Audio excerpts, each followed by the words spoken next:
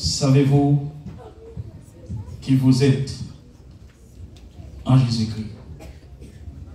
Autrement dit, est-ce que vous savez quelle identité que vous avez en Jésus-Christ?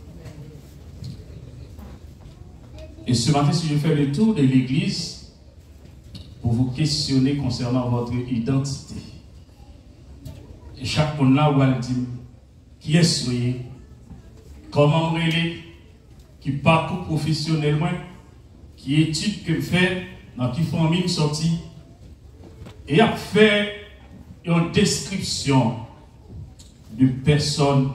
Ce matin, est-ce que vous savez que vous avez une autre identité en Jésus-Christ? Est-ce qu'on connaît qui personnage vous êtes en Christ? Et quand vous savez qui vous êtes, vous saurez ce que vous devez faire. Bon Dieu bénisse l'Église. Et cette parole fut adressée à Jérémie en certain. L'Éternel dit, Jérémie, depuis lors tu es dans votre maman, vous pouvez quand même former, moi, tu connais.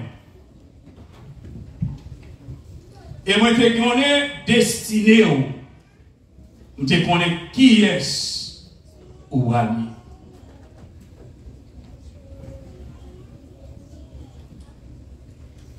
Beaucoup de chrétiens vivent encore dans une grande illusion. Ils pensent qu'ils ne sont pas capables, qu'ils sont impuissants, qu'ils n'ont pas de capacité de faire certaines choses.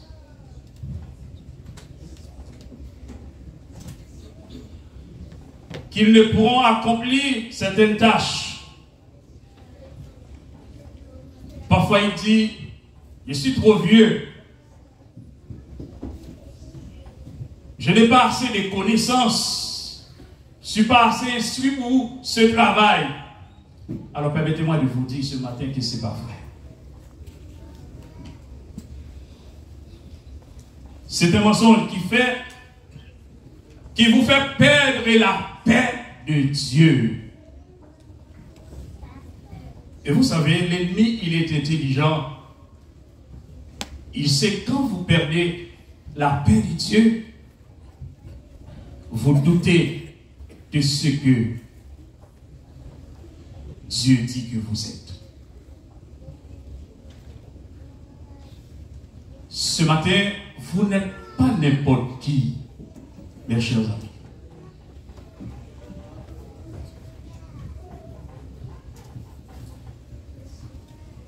Par défaut, nous gagnons une identité que nous prenons de Adam.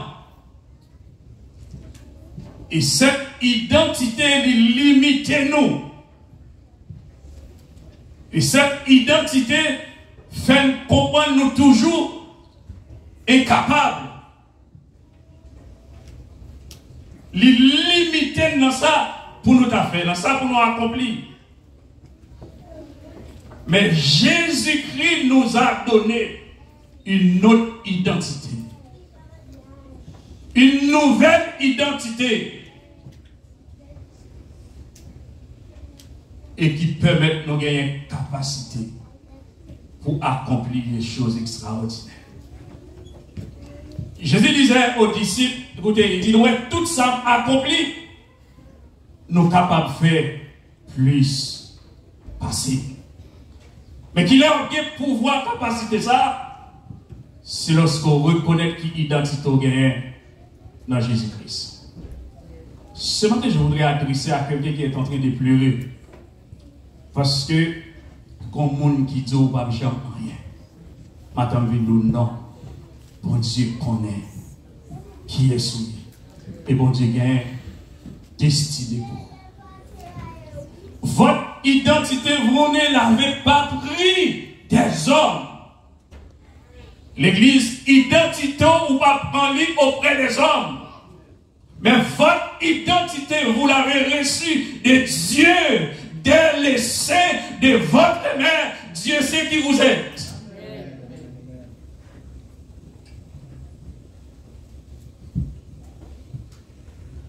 tu sais qui tu es, quand tu sais ton identité en Jésus-Christ, écoute ce que les autres disent. Ce que les autres disent ne va plus vous tracasser. Bon Dieu, mais non. Que les gens qui vivent avec un pile peur, avec un pile inquiétude, avec de l'eau dans les yeux à cause de sa monde dit de vous.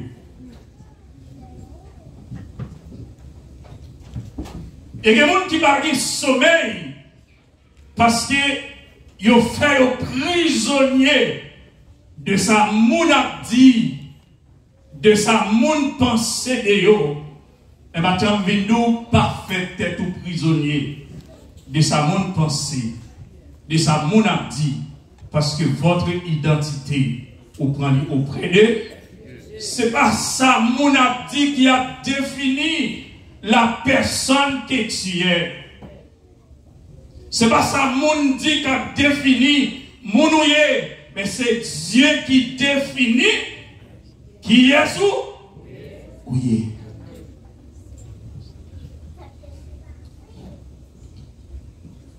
C'est un mensonge qu'il faut perdre la paix de Dieu, qui veut mettre dans le doute pour douter de l'identité. Et maintenant, ayez alors, lorsque l'esprit de doute ça va venir, ayez de préférence des pensées sanctifiées selon la parole.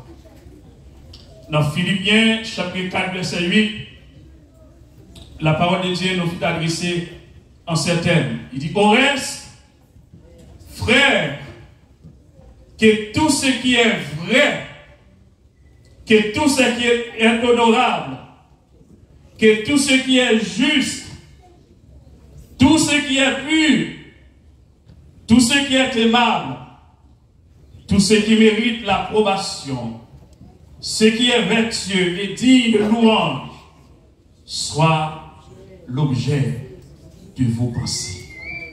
Lors qu'on identité dans Christ, on dit ça qui est vrai. Lors qu'on identité en Christ, ou pas tailler mauvais vêtements mettez sous monde. Ou dit ça qui est vrai, ou dit ça qui est juste, ou dit ça qui est honorable, ou dit ça qui est pur, ou dit tout ça qui mérite l'approbation, et ça dit de louange. Celui qui connaît son identité en Christ, il compte comment pour il compte comment pour le comporter.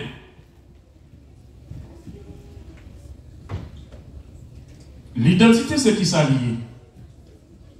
L'identité, c'est un nom. Et cela permet de vous reconnaître. Mais à condition que vous acceptez de porter Jean, bon Dieu, Vlélie. C'est un nom. Le mot chrétien, vous le savez très bien, la première fois que ce mot était utilisé, c'est à Antioche. Et mot ça est adressé avec les gens qui étaient avec Christ. Lorsque on dit, ah, ça c'est chrétien, ça veut dire partisan de Christ. Maintenant, vous êtes un chrétien, celui qui marche avec Christ.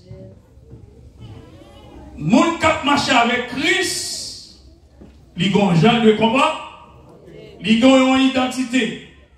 Paul dit, si quelqu'un est en Christ, il est une nouvelle créature. Car les choses anciennes sont passées, et voici que toutes les choses sont devenues nouvelles. Mais qui côté identité ça sorti? Dans Galates chapitre 2, le verset 20, voilà ce que la parole de Dieu dit. J'ai été crucifié avec Christ. Et si je vis maintenant, ce n'est plus moi qui vis, mais c'est Christ qui vit en moi. Lorsque Christ vit en moi, eh bien, j'ai les pensées de bon Dieu, mais non, il est Christ. Moi, j'ai même pensé avec Moi, efforcé pour marcher dans le sillage. Je ne suis pas capable de regarder. Mais je fais effort pour me sembler. Cette crucifixion nous donne une nouvelle naissance. Il fait de nous un autre monde. Il bat nous une autre identité.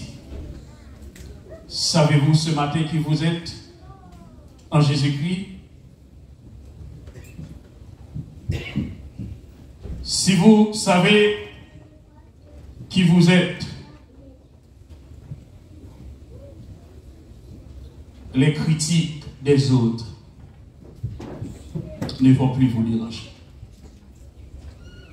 Bon Dieu, nous l'église. Parce que les gens qui dans l'église, parfois, visage très sombre, lui même pas qu'à prier. C'est parce qu'il apprend un bagage au monde dit de lui. C'est parce qu'il apprend un bagage, une image, on mettez sous lui pas ça. Attends, mais nous pas vivre au dépend de ça monde dit de vous-même. Bon Dieu béni. Soit tendez ça monde a dit de vous-même. Soit attendez à suivre ça monde a dit.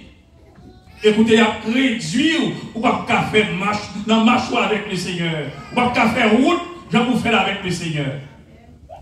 Parfois besoin tendez mais sans faire semblant qu'on pas attendre. Ou besoin ouais et fait comme ça pas ouais. Je vais expliquer l'histoire en couple. Et monsieur, il était madame, il était en pile. Mais une maladie qui vient tomber sur madame là.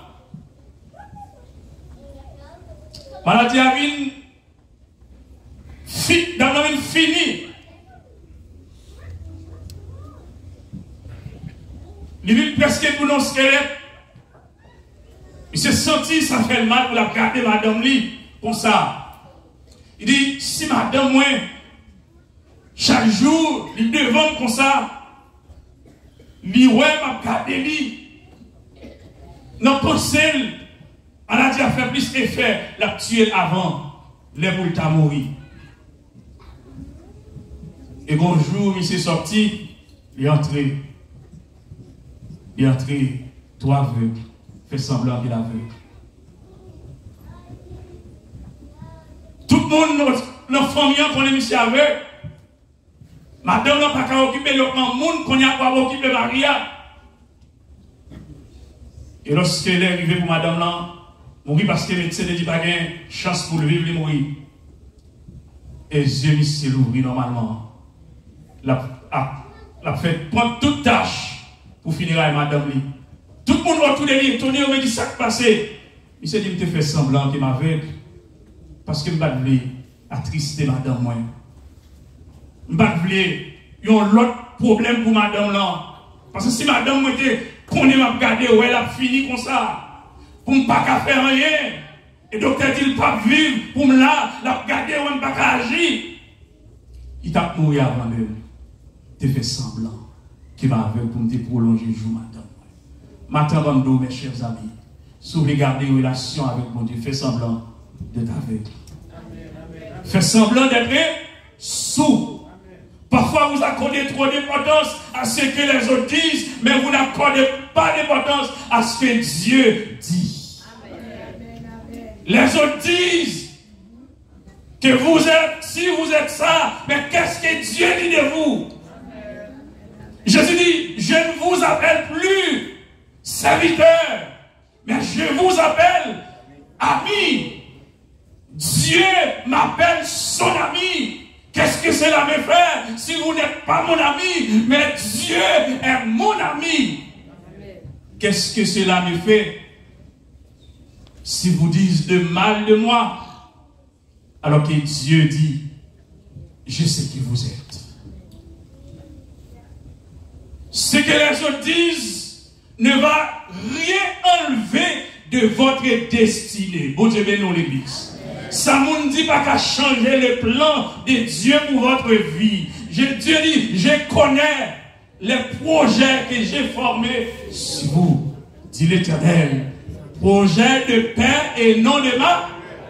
Sous quoi m'a demandé David, si ça moun pensait, si ça moun croyait où, t'es qu'à changer destiné au monde, David va t'avoir. Bon Dieu, mais non. Si ça moun dit, t'es qu'à changer destiné, David va t'avoir. Joseph va t'avoir. Premier ministre, lorsque Samuel arrivait, Kai, Isaou, ils ont passé toute petite yo.